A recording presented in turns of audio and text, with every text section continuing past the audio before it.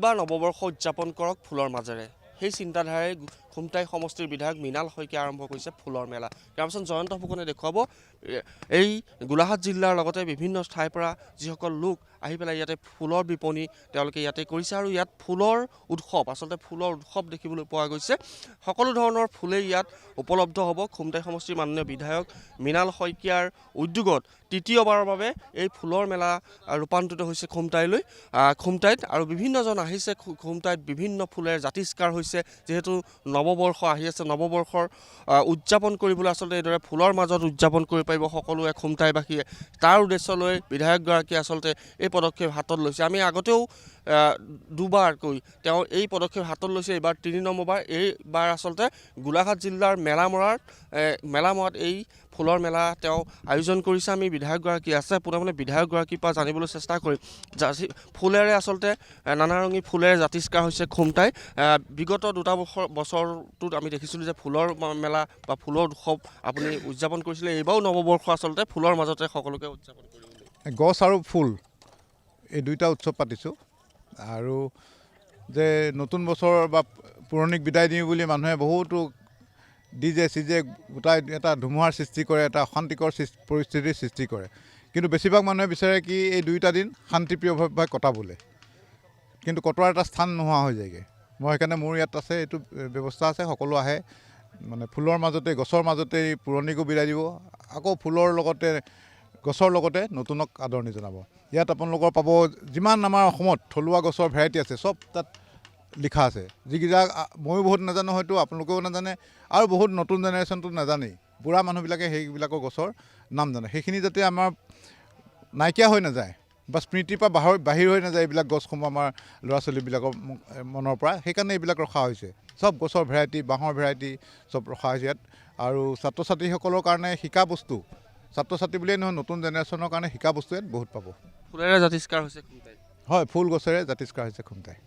নিশ্চিত বেয়া আছিল বিধায়ক আৰু তেওঁৰ যি প্ৰচেষ্টা, সেই প্ৰচেষ্টাক সকলোৱে আচলতে শলাগ লৈছে। আৰু লোক আছে বাইদেউ আপোনাৰ ওচৰলৈ আহিছোঁ অকণমান। যিহেতু ফুলেৰে জাতিষ্কাৰ হৈছে ख़ुमटाই আৰু ইয়াত আমি দেখিছোঁ নৱবৰ্ষ উদযাপন কৰিবলৈ ফুলৰ মাজতে সকলোৱে উদযাপন কৰিব পাৰিব, এনেধৰণৰ ইয়াত পৰিৱেশ গঢ়ি তোলা হৈছে ख़ुमटाইত। চাওক, পুৰণা বছৰটোৰ বিদায় ক্ষণত আৰু নতুনক আদৰণি জনোৱাৰ শুভক্ষণত ख़ुमटाই বিধানসভা সমষ্টিৰ সন্মানীয় বিধায়ক মৃণাল শইকীয়া ডাঙৰীয়া ইমান ধুনীয়া এটা সুন্দৰ পৰিৱেশৰ সৃষ্টি কৰিছে। বিগত দুটা বছৰতো ফুলৰ মেলাৰ আয়োজন কৰিছিলে আৰু যোগীবাৰী পৰ্যটন ক্ষেত্ৰত, আৰু আজি মেলামৰাৰ এই পৰ্যটন ক্ষেত্ৰত ইমান ধুনীয়া এটা পৰিৱেশে গঢ় দিবলৈ তেখেতে বিচাৰিছে।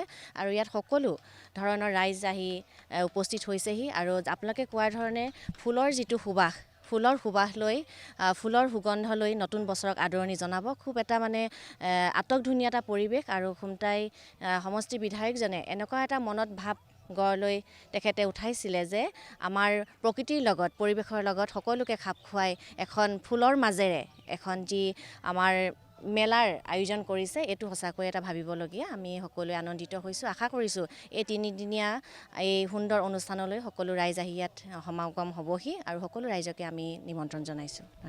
পৰিৱেশটো দেখুৱাইছোঁ, বহু বিপণী ইতিমধ্যে আহি পেলাই ইয়াতে আচলতে নানাৰঙী ফুলেৰে জাতিষ্কাৰ হৈছে বুলিয়েই ক'ব লাগিব।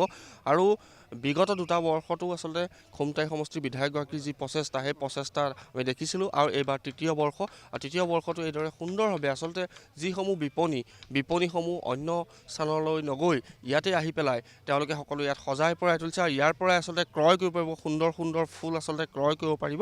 এয়া আমি পৰিৱেশ দেখুৱাইছোঁ ND24 দৰ্শকসকলক। যিহেতু ফুলেৰে জাতিষ্কাৰ হৈছে ख़ुमटाই সমষ্টি আৰু ख़ुमटाই সমষ্টিৰ মেলামৰাৰ যি পৰ্যটনস্থলী আছে, সেই পৰ্যটনস্থলীত এবাৰ ফুলৰ উৎসৱ অনুষ্ঠিত কৰা হৈছে। আৰু ইয়াৰ পৰিৱেশটো সম্পূৰ্ণৰূপে কেমেৰাপাৰ্চন জয়ন্ত ফুকনে দেখুৱাইছে। মই কৈছোঁ বহু বিপণী আচলতে ইয়াত দেখিবলৈ পোৱা গৈছে। আৰু যিসকল লোকে ফুল আচলতে ক্ৰয় কৰিব পাৰে বা ফুলৰ পুলি ক্ৰয় কৰিব বিচাৰে, এইসমূহ বিপণীলৈ আহিয়েই তেওঁলোকে ক্ৰয় কৰিব পাৰিব। আমি দেখুৱাইছোঁ Assam nursery, evergreen nursery, Liza nursery, এইবোৰ স্থানীয় যিসমূহ নাৰ্চাৰী আছে, সেই নাৰ্চাৰীসমূহে আচলতে এইদৰে ফুল আনি পেলাই তেওঁলোকে ইয়াত ক্ৰয় কৰিব বাবে মুকলি কৰি দিছে। আৰু নৱবৰ্ষৰ প্ৰাক্ষণত আচলতে মই কৈছোঁ নৱবৰ্ষৰ প্ৰাক্ষণত এইদৰে ফুলেৰে জাতিষ্কাৰ হৈছে ख़ुमटाই সমষ্টি। আৰু নতুনক পুৰণিক বিদায় দি আচলতে নতুনক আদৰিবলৈ এই ख़ुमटाই সমষ্টিৰ যি মেলামৰাৰ ফুলৰ উৎসৱ পতা হৈছে, ইয়াতেই সকলো আহিবলৈ সকলোকে অনুৰোধ জনালে বিধায়কগৰাকী।